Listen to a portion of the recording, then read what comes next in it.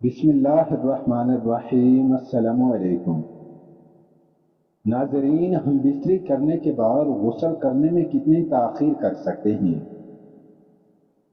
ہم بستری کے بعد کھانے پینے یا کھانا پکانے اور دودھ پینے والے بچے کو دودھ پلانا کیسا ہے؟ جواب: کم علمی کی وجہ سے لوگ جنبی حالت میں خود کو، اپنے کپڑوں کو، اپنے بستر کو ناپاک سمجھتے ہیں اور کھانے کو، کام کاج کو ہاتھ نہیں لگاتے جب تک کہ غسل نہ کر لے، اور خواتین بھی بچوں کو دودھ پلانا، کھانے کو ہاتھ لگانا گناہ سمجھتی ہیں، یہ سوچ کر کہ وہ ناپاک ہیں۔ اور کچھ عورتیں سمجھتی ہیں کہ غسل کے بنا آٹا گوندنے سے بے برکتی ہوگی، حالانکہ شریعت محمدی اس جہالت کو رد کرتی ہے۔ اور اس سلسلے میں اللہ کے پیارے نبی حضرت محمد مصطفیٰ صلی اللہ علیہ وسلم کی بہت سی صحیح اور مستند احادیث مبارکہ موجود ہیں۔ ہم بستری کرنے کے بعد مرد یا عورت کے لیے صرف نماز، طواف اور مسجد میں ٹھہرنا حرام ہے، اور اس کے علاوہ باقی تمام کام کرنے جائز ہیں۔ مرد خواتین پر کہیں بھی ایسی کسی پابندی کا ذکر نہیں ہے، بلکہ غسل کرنے سے پہلے بھی جنابت کی حالت میں ہی تمام لوگ عام روٹین کے کام کاج کر سکتے ہیں۔ روزہ رکھنے کے لیے سحری کاٹ سکتے ہیں، کھانا تیار کر سکتے ہیں، یا پھر گھر کے دوسرے کام کاج نپٹا سکتے ہیں، اور اسی طرح ماں بچوں کو دودھ پلا سکتے ہیں اور ان کی دیکھ بھال بھی کر سکتی ہیں۔ اس کی کئی ایک دلیلیں موجود ہیں۔ حضرت حذیفہ رضی اللہ عنہ بیان کرتے ہیں کہ نبی اکرم صلی اللہ علیہ وآلہ وسلم ان سے ملے تو آپ صلی اللہ علیہ وسلم مصافحے کے لیے ہاتھ پھیلاتے ہوئے ان کی طرف بڑھے۔ حذیفہ رضی اللہ عنہ نے کہا کہ میں جنبی ہوں۔ اس پر آپ صلی اللہ علیہ وآلہ وسلم نے فرمایا کہ مسلمان نجس نہیں ہوتا۔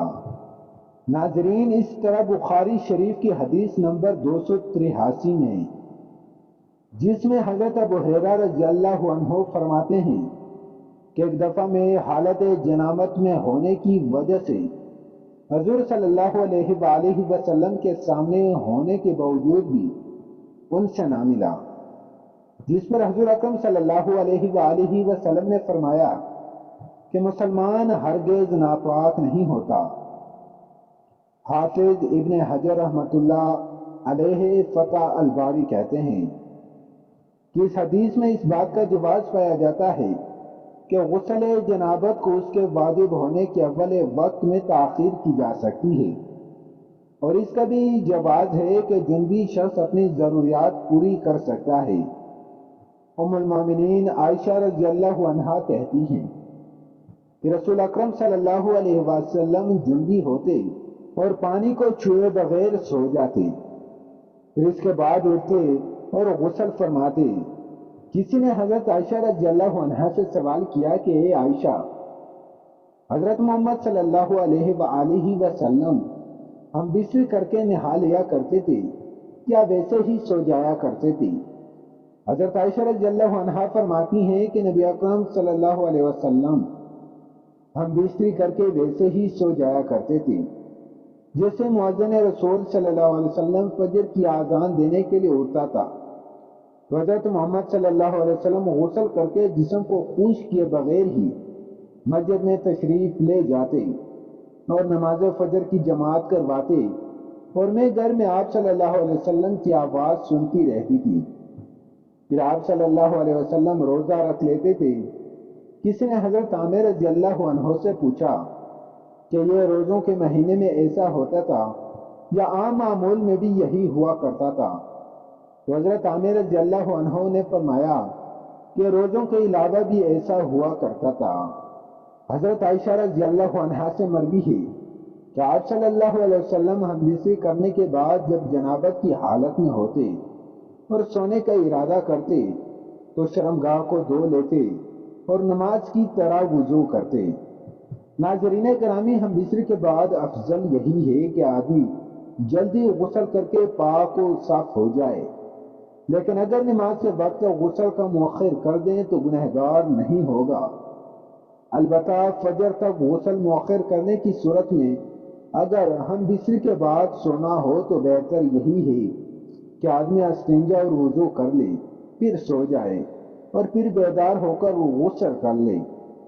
چنانچہ مشکوہ شریف کی روایت میں ہے، حضرت عمر فاروق رضی اللہ عنہ نے سرکار دو عالم صلی اللہ علیہ وسلم سے عرض کیا کہ مجھے رات کو جنابت لاحق ہوتی ہے، یعنی احتلام یا جماع سے غسل واجب ہوتا ہے۔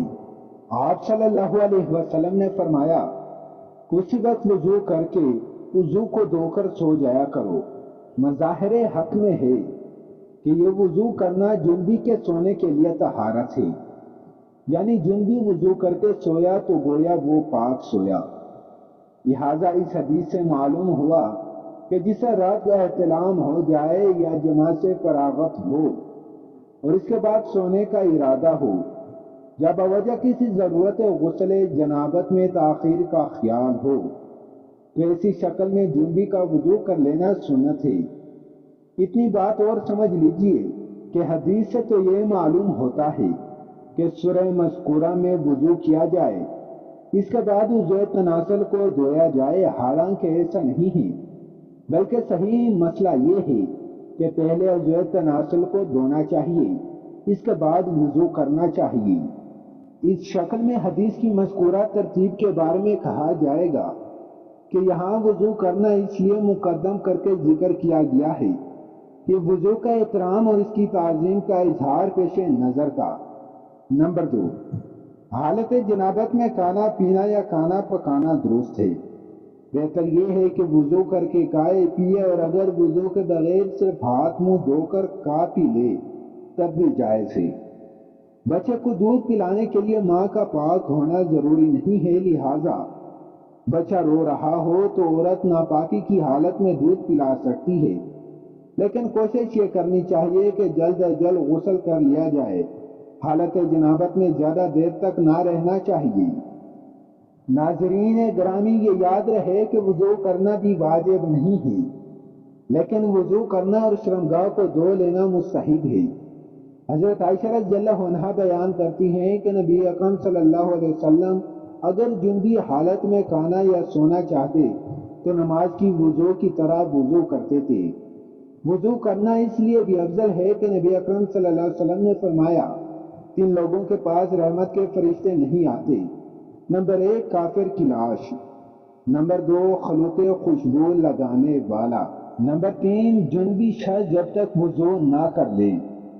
حضرت عبداللہ ابن مسعود رضی اللہ عنہ فرماتے ہیں کہ رسول اکرم صلی اللہ علیہ وسلم سے پوچھا، اللہ کے رسول، کون سا عمل سب سے افضل ہے؟ آپ نے فرمایا، وقت پر نماز ادا کرنا۔ میں نے پوچھا، اللہ کے رسول، پھر کون سا عمل زیادہ بہتر ہے؟ آپ نے فرمایا، ماں باپ کے ساتھ حسن سلوک کرنا۔ میں نے پھر پوچھا، اللہ کے رسول، پھر کون سا عمل؟ آپ نے فرمایا، اللہ کی راہ میں جہاد کرنا۔ اور پھر رسول اکرم صلی اللہ علیہ وسلم خاموش ہو گئے۔ حالانکہ اگر میں زیادہ پوچھتا تو آپ زیادہ بتاتے۔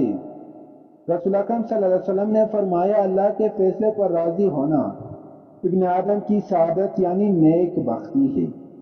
اللہ سے خیر طلب نہ کرنا ابن آدم کی شقاوت یعنی بدبختی ہے، اور اللہ کے فیصلے پر ناراض ہونا ابن آدم کی شقاوت یعنی بدبختی ہے۔ رسول صلی اللہ علیہ وسلم نے فرمایا، جب 2 مسلمان آپس میں ایک دوسرے سے ملتے ہیں اور سلام و مصافحہ کرتے ہیں تو ان دونوں کے ایک دوسرے سے علیحدہ اور جدا ہونے سے پہلے انہیں بخش دیا جاتا ہے۔ اور اللہ تعالیٰ سے دعا ہے کہ اللہ تعالیٰ ہمیں دین اسلام کے مطابق زندگی گزارنے کی توفیق عطا فرمائے۔ آمین ثم آمین۔ اور ہاں دوستو، جن لوگوں کو پتہ نہیں تو یہ ویڈیو ان کے ساتھ شیئر کریں، ان کو آگاہ کریں۔ تو اگر چینل پر نئے ہو تو چینل کو سبسکرائب کریں، لائک کریں اور کمنٹ ضرور کیجیے گا، اور اللہ کے 99 ناموں میں سے ایک نام ضرور کمنٹ میں لکھیے گا۔ شکریہ۔